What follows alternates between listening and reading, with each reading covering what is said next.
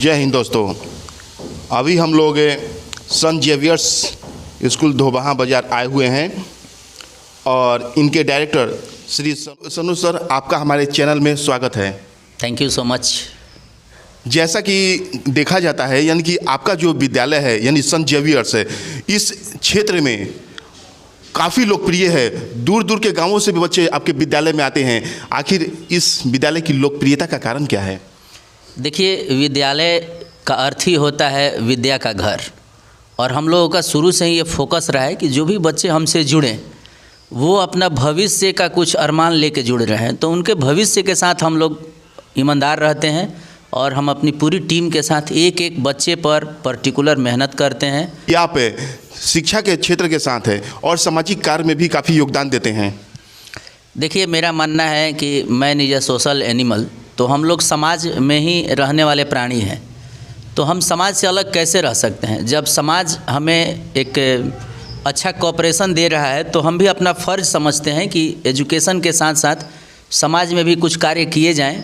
और कहा गया है कि अगर आप कुछ समाज में करना चाहते हैं तो अच्छा काम कीजिए, ज़रूर कीजिए, ताकि ये समाज का निर्माण एक लोगों के माध्यम से नहीं होता है। कई तरह के लोग हैं, मेरे साथ साथ और कई ऐसे लोग हैं जो समाज के उत्थान के लिए काम कर रहे हैं। मैं एक छोटा सा कोशिश करता हूं कि मैं भी कुछ अपने समाज को दे सकूं, अपने देश को दे सकूं।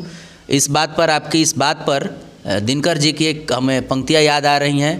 तन समर्पित, मन समर्पित और यह जीवन समर्पित, सोचता हूँ देश के बच्चों तुम्हें और भी कुछ दूँ।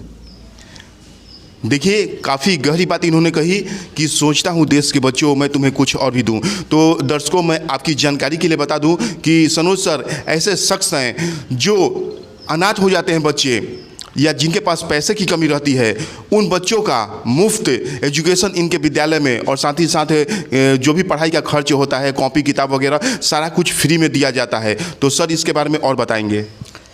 देखिए पंकज जी, जैसा कि मेरा मानना है कि समाज में ईश्वर ना करे कि किसी भी बच्चे के साथ या किसी के साथ ऐसी परिस्थिति बने कि वो बच्चा अनाथ हो जाए, तो हम अपना एक दायित्व समझते हैं। इसको हमारे प्रोफेशनल जो मेरा डेकोरम है उससे अलग हम इस चीज़ को मानते हैं, और हम चाहते हैं कि ईश्वर के बनाए हुए हर जीव में ईश्वर विद्यमान रहते हैं, तो क्यों नहीं हम थोड़ा उनका सेवा करें, उनके सपनों को पंख दे सकें।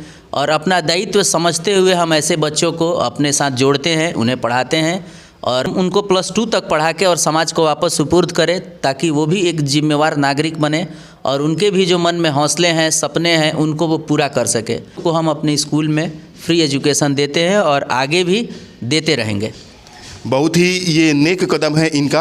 आजकल के इस युग में बहुत सारे ऐसे विद्यालय हैं जो पढ़ाई को एक कमाई का जरिया बना लिए हैं। वहीं इस युग में सनोज सर और इनका विद्यालय जो है वो बेटियों के लिए फ्री एजुकेशन दे रहा है। बेटी बचाओ बेटी पढ़ाओ, इसके बारे में सर क्या कहेंगे? देखिए, इसके बारे में यही कहेंगे कि हमारा जो समाज है नारी शक्ति के बिना अधूरा है।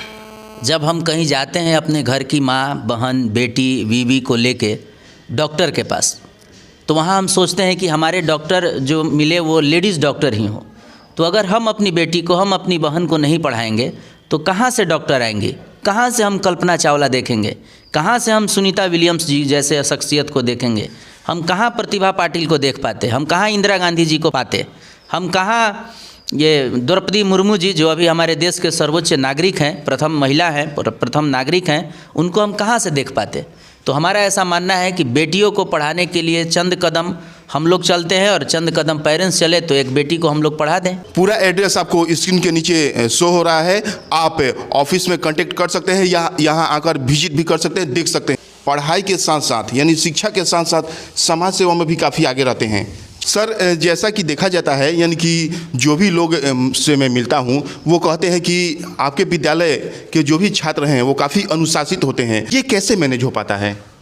देखिए, एक उद्देश्य है, एक हमारे टीम का मोटिव है कि हमसे जो भी स्टूडेंट जुड़े हुए हैं उनको हम लोग सिर्फ किताबी कीड़ा ना बनाएं।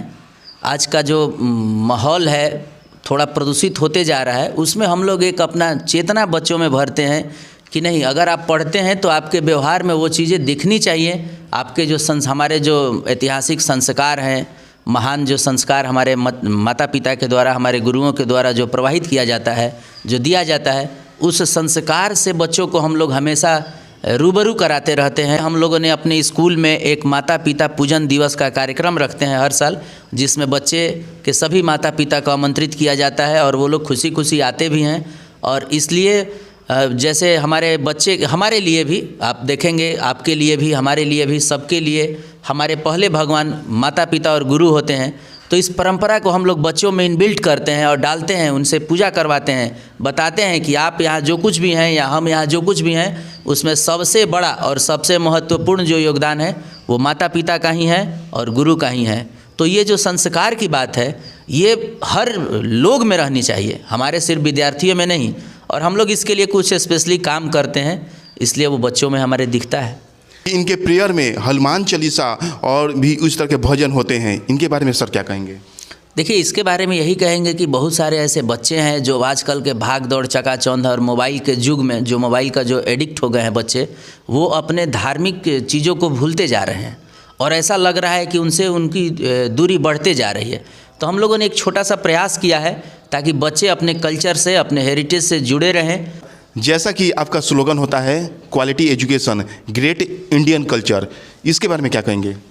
देखिए, इसके बारे में कुछ कहेंगे नहीं, इसके बारे में हम लोग काम करते हैं, क्योंकि जो भी स्टूडेंट जुड़े हुए हैं उनके पेरेंट्स, स्टूडेंट कुछ विश्वास के साथ, कुछ आशा के साथ जुड़े हुए हैं और उनके भविष्य के कुछ सपने होते हैं। वो सपने पूरा करने के लिए हम लोग अपने बच्चों के एजुकेशन पे बहुत ही ध्यान देते हैं और अपना क्वालिटी एजुकेशन का हमेशा हम लोग का ये ध्यान रहता है कि बच्चों को क्वालिटी एजुकेशन ही मिले। और साथ साथ जो ग्रेट इंडियन कल्चर की बात आपने कही, तो वो तो हम सबका जन्म सिद्ध अधिकार है और कहिए कि हम लोगों में होना चाहिए। सबके जितने भी स्टूडेंट पढ़ने वाले हैं उनमें तो संस्कार बिल्कुल होना चाहिए, ताकि सामने वाले को ये दिखे कि बच्चा कहीं पढ़ रहा है तो उसमें संस्कार भी है, सिर्फ पढ़ाई किताबी ज्ञान नहीं है, वो अपने पूर्वजों के दिए हुए संस्कार का अगले पीढ़ी का संवाहक भी है। ये तो में आप हमारे चैनल के दर्शकों से क्या कहेंगे? आपके चैनल के दर्शकों के लिए सबसे पहले तो 9 वर्ष मंगलमय हो आपको और आपके पूरी टीम को, साथ ही आपके सभी दर्शक को, सभी व्यूअर को। और यही कहना चाहेंगे कि आप जो अच्छी अच्छी खबरें लाते हैं वो आप निरंतर लाते रहें, इसके लिए आपको बहुत बहुत शुभकामनाएं।